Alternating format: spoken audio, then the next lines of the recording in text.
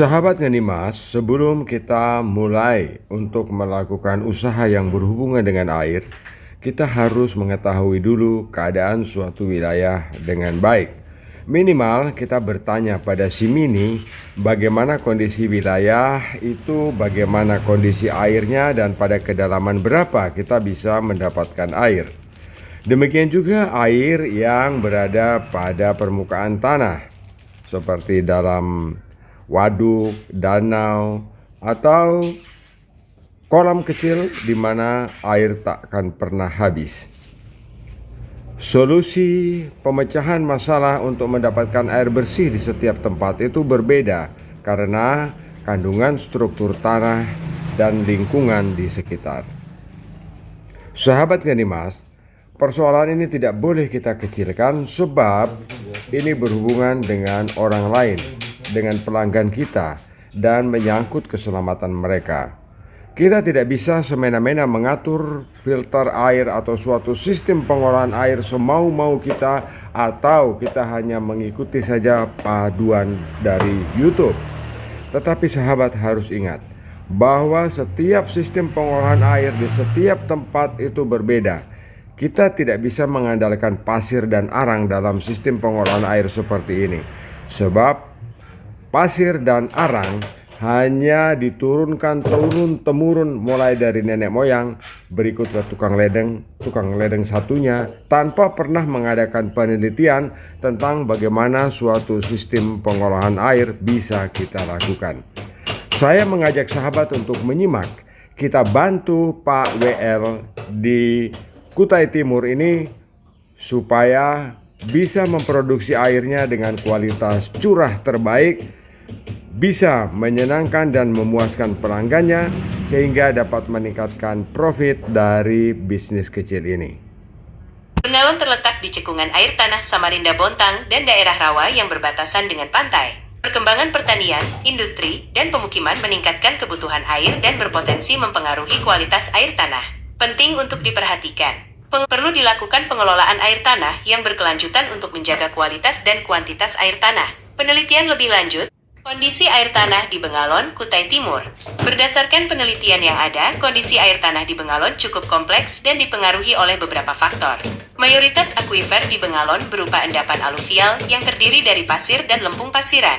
Kedalaman dan ketebalan, air tanah umumnya ditemukan pada kedalaman 0 sampai 50 meter dengan ketebalan lapisan bervariasi antara 10 sampai 20 meter. Kualitas. Adanya intrusi air laut menyebabkan kualitas air tanah cenderung payau, terutama di daerah yang dekat dengan pantai atau daerah rawa. Bengalon memiliki potensi air tanah yang cukup besar, namun perlu dikelola dengan baik mengingat peningkatan kebutuhan air akibat perkembangan daerah. Sahabat Ngenimas, dari informasi yang kita sudah dapatkan dari si Mimi, sekarang kita dapat menganalisa kondisi air dan menggunakannya. Dan kita mendapat juga informasi dari Pak Willy tentang kualitas dan kondisi air yang selama ini dia pasarkan walaupun tanpa menggunakan filter air. Menurut penjelasan Pak WL bahwa air ini ketika dikirimkan kepada pelanggan, mereka akan endapkan dulu di dalam bak. Setelah kotorannya mengendap, baru air itu dapat dipakai. Sebenarnya ini sistem yang sangat merakyat. Yang terpenting adalah air dapat diangkut sampai ke tujuan. Tetapi dari aspek bisnis, ini adalah sebuah kesalahan. Harusnya air yang kita antar ke pelanggan harus sudah dalam kondisi air yang bersih. Air bersih artinya air itu bening, bersih, tidak berbau, dan tidak berasa. Sahabat, jika kita lihat dari sampel air yang dikirimkan, air ini sudah jernih.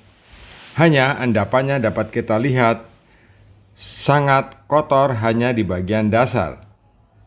Walaupun kita lihat bahwa warna air di danau ini atau sumber tempat Pak WL mengambil air ini tampak berwarna, tetapi warna ini yang tampak ini adalah air dari hasil pantulan dasar danau yang terlihat di air.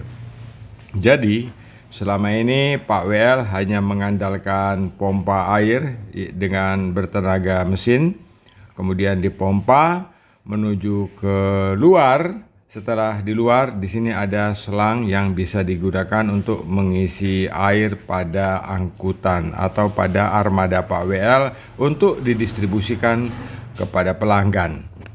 Sahabat Dimas, sekarang kita dengarkan Pak WL menjelaskan tentang sistem operasi dari distribusi airnya ini. Airnya itu biasanya saya sedot dari sini, Pak, dari mesin pompa ini langsung saja menuju ke tempat di mana mobil tangki atau galon saya itu mengisi, Pak. Nah, langsung ke sini, Pak. Jadi untuk filternya itu belum ada sama sekali, Pak. Biasanya saya menggunakan mobil itu, Pak, untuk menjual airnya. Nah, sahabat Dimas, sekarang kita bantu Pak WL. Saya akan menyarankan untuk menempatkan satu buah filter disk di antara pompa sampai ke pengisian. Kita akan potong pipa ini untuk penempatan filter disk. Satu filter disk ini sudah cukup bisa mengatasi kotoran-kotoran air yang merupakan endapan dari tumbuh-tumbuhan atau dedaunan atau rumput yang menyertai air. Filter disk dengan kerapatan 130 mikron sudah mampu untuk meredam kotoran-kotoran air. Jika filter disk ini kotor, kita dapat mencuci dengan mudah dengan cara merenggangkan mur di atas filter ini dan kemudian kita dapat mencucinya secara manual.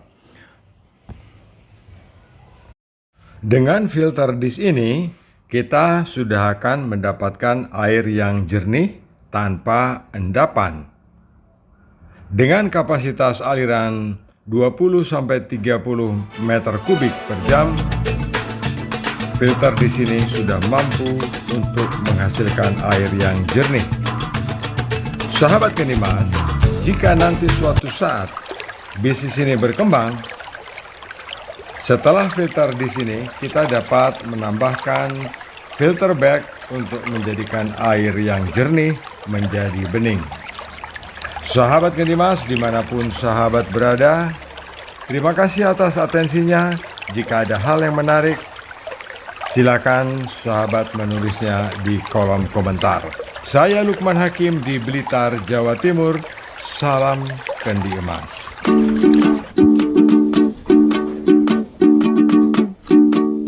Bulan